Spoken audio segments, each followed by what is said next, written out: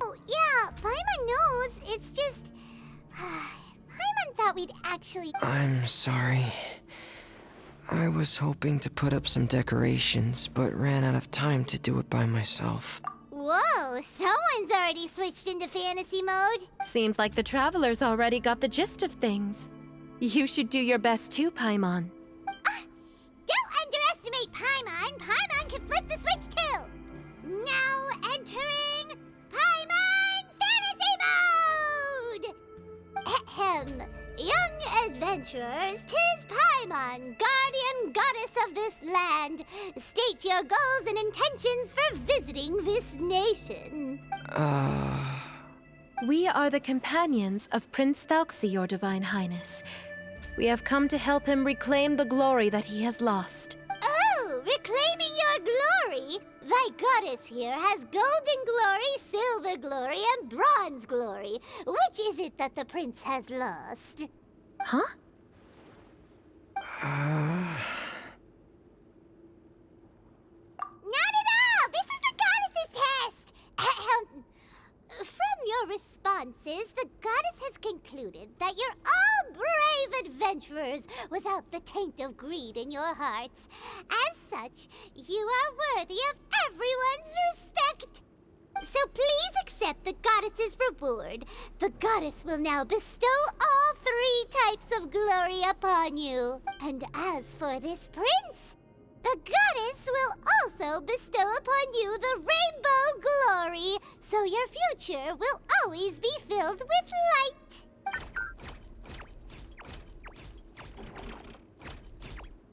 My gratitude to your Divine Highness for such generous blessings.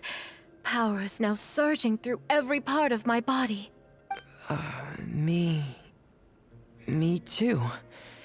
Is this the divine inspiration of legend? Ahem.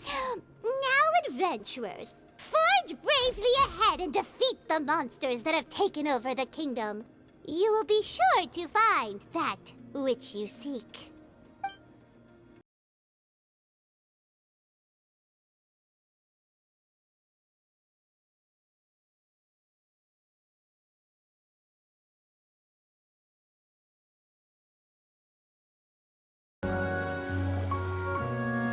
Hey, Fremine! Thelxie! We're here! Hello, Paimon. Hello, traveler. Is the crown ready? Yes, we're just waiting for Zuria now. She hasn't arrived yet. Then let's wait for her a little while. Or actually, maybe we can go find her. It's not too far from here anyway. Hey, traveler, Paimon. Oh, and speaking of... Found you two at long last. I'm so glad that you both are all right. Huh? Why are you here, Miss Delaroche? And what could have happened to us? What could have happened? That water imp Thelxie, of course. After I gave you that commission the other day, I began to get worried and went asking about the boy that went missing. Oh, that? We've got it all figured out now. The boy you heard about was just Fremine. Even the missing fish was his fault. Don't worry, we'll help you get the fish back as soon as we're done with this job. Oh, sorry about that. I've been diving in the area recently. Huh? Fremine? Diving? No, that's not what happened at all. I've heard a completely different account. What I was told is that about a month ago, a child tied a bunch of heavy seashells onto his body and walked into this open stretch of water. He never came back. What could that be if not that water imp's work? Are you sure? 100% sure. I've confirmed the account with several veteran fishermen I know. The child was only 8 years old. His name was Lescaut. Lescaut d'Estray. Wait, Lescaut d'Estray? Yeah, that's the name. They say the family took on the name after moving to the city from a place called Stray. Anyway, his mother is a pretty famous art dealer, while his father passed away from an accident many years ago. Oh, well, naturally, his mother was devastated by the incident and fell terribly ill. It's said that she left the court of Fontaine, and no one knows where she's gone. It can't be, right? Let's go Destre? Zuria Destre? It must be some sort of a coincidence? I'm sorry, miss. We've got to go check on something right now. Oh, I see. Well, you go on ahead. I just came to make sure that you're both all right. I'll head back then. Please remember to take care.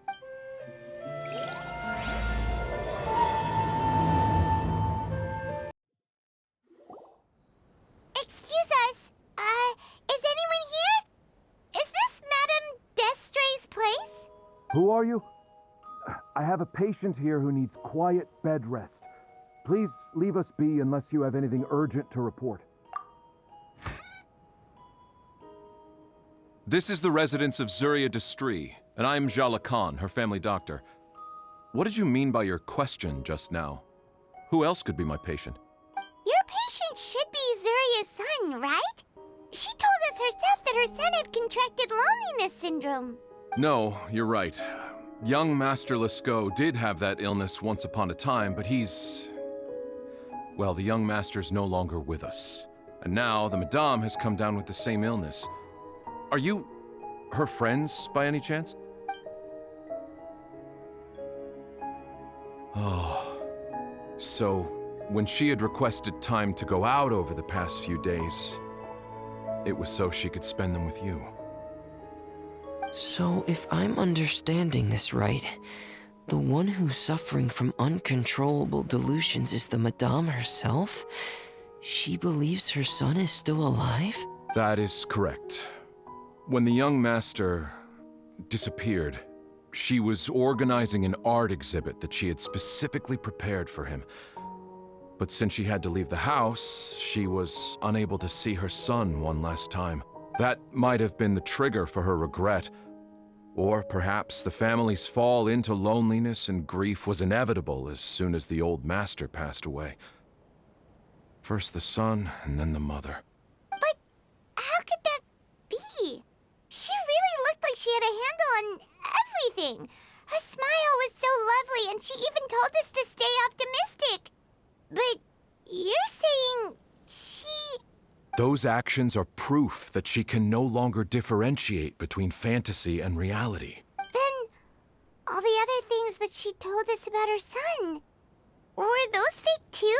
No, those were all real. Although, they were all things that happened before the young master left us for good.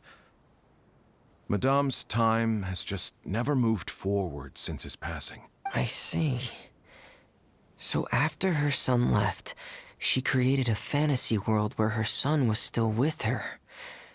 She was looking for a way to cure his illness when she ran into us. She has been in a good mood the past few days, even humming a song when she returned from her stroll. She even began discussing with me the idea of using deliberate guidance to ease the illness. It was all going well, until last night. She spent a whole night staring at the shell the young master left behind, and the words that he had inscribed onto it. Then she broke down once more. I prescribed some sedatives, and she's currently resting. But then what should we do? How can we help her? There has to be something we can do! Don't panic, Paimon. Even though this is a devastating piece of news, we must all calm down first. What should we do? I need to think. I need to remember the old house of the hearth and the children who lived in it. Those patients and what their doctors said back then. What if... Dr. Jalakan, have you seen a picture book? The Madame should have brought it back with her. Are you thinking about trying the guidance therapy she talked to me about before? It's worth a shot. I'll go get the book. Yes, this is it. That's right. If what Dr. Jean Lacan said was true, the past few days have been very helpful to Zuria. So we should complete this journey. We need to show her that her child has found a happy ending in the world of her dream. But wouldn't that just make it harder for her to accept reality? One must first face reality before accepting it. The Madame has been crushed by her feelings of grief and can no longer bring herself to face reality. Our first priority would be to get her out of this state. Right. Before today, I had thought she wanted to use Thelxie's fantastic adventures to save her son. But now, I think she might need it to save herself. And if we could complete it, we should be able to give her some feeling of inspiration and closure. Maybe those feelings would be enough to give her some courage to face reality again. There's no time to waste. Let's set off right away. If we have to give something to Zuria, it should be our smiles. We have to keep smiling as we finish this adventure. And then she'll be able to recover, right, everyone? Yeah, I'm sure she will. I'm sorry. I have to go. I made a promise to my friends, and I'm already very late. But Madame, you're still... Don't try to stop me. Today's the most important day for treating Thelxie. We'll use the guidance method. Didn't you also say that you think it'd work? I'm not trying to stop you, Madame. It's just... Could you tell me the name of your child? Dr. Jalacan, how can you forget the name of your own patient? His name is Thelxie. He's the prince of the kingdom of water imps. We will go today to reclaim his crown and attend his coronation ceremony. I see. Madame, please rest assured, everything is still on schedule. Your friends have already departed to find... Wait, look. They've already returned. Zuria! Zuria! We've retrieved the crown! Paimon, everyone, have you really? Yes, but the coronation ceremony still hasn't taken place, because we felt like you should be the one to preside over it. Wonderful, how wonderful! Thelxie, my child, are you hearing this? Everything you lost will now come back to you, and soon, very soon, you will never be lonely again. And the last page of the picture book. It's still waiting for you to illustrate in color. Right, the picture book. But I don't know what I should put on the last page. Don't worry, Thelxie and his friends all know what should go on it. Get ready, Zuria. We'll describe everything for you. Okay.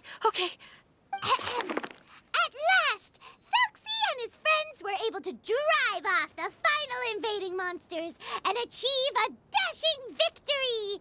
Their success was complete, and the recovered crown resplendent. The water imps, finally returning to their homes, showered the prince with love and applause as he greeted them. They once again offered their precious shells to the prince and reconstructed the rainbow bridge of old. As he watched the scene unfold, the prince could not help but be touched by its beauty. Moved by everyone's happiness, the prince stepped onto the rainbow bridge and took a good look at all the friends who had gone on the journey with him. There stood the traveler, goddess Paimon, Fremine, and... Where's the last person? The prince looked frantically around, but could not find the person he wanted to see most. At that moment, the person suddenly appeared on the other side of the bridge. She walked towards him with a smile and slowly lifted her veil. The prince could not hold back his tears. He recognized then that the mysterious person that had been by his side the whole time was none other than his mother. Zuria walked across the bridge and placed the crown above the prince's head. She smiled down upon him as she said, "My prince, my king, you shall never, ever need to feel lonely again. That's the end of the story, Zuria. Thank you. Thank you all. I am so sorry, my child. Maman should have spent more time with you. Did you hear the story? You'll never have to feel lonely again.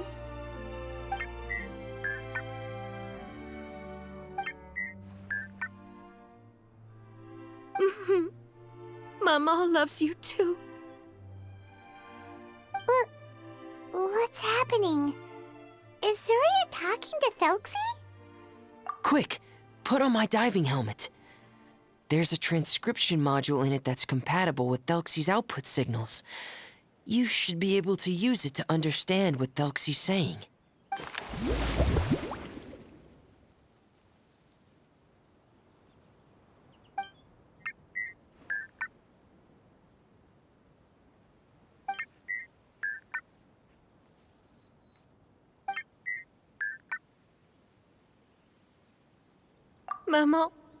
Mama loves you too. But I love you more, Mamo. What? Did you see something? Maman, I'm getting a little sleepy. If it's time for bed, can you hum a lullaby to me again? Of course, my dearest child. As long as you want to hear it, Mama will always hum for you.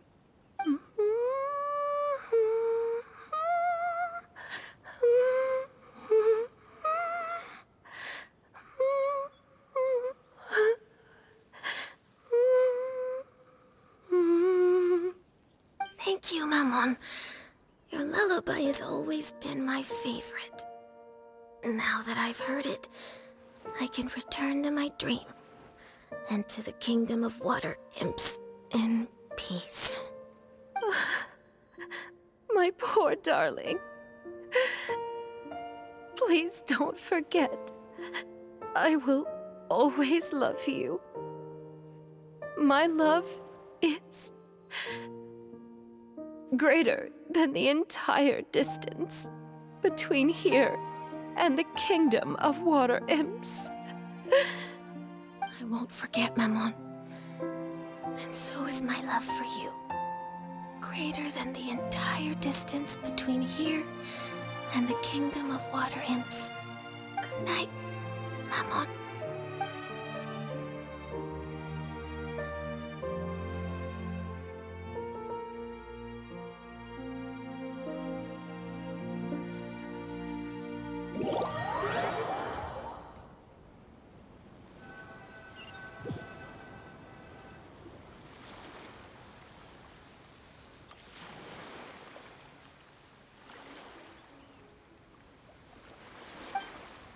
Traveler, Paimon, you're here. Fremine! Why did you call us in such a hurry? Did you hear something from Zuria? Oh, if it's not good news, Paimon doesn't want to hear it. Don't worry, it's definitely great news.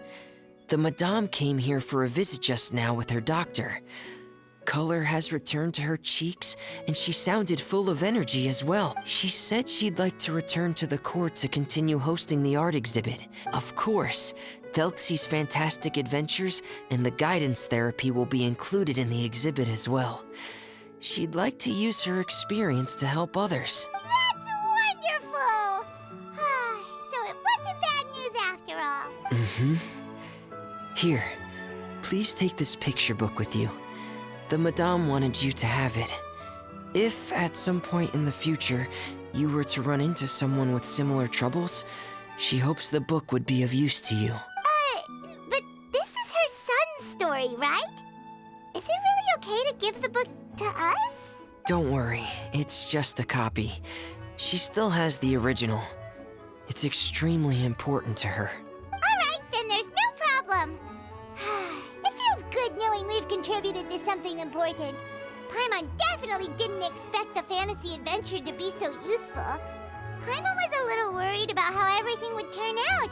After all, fantasy is just fantasy. Paimon, do you know what the Madame said?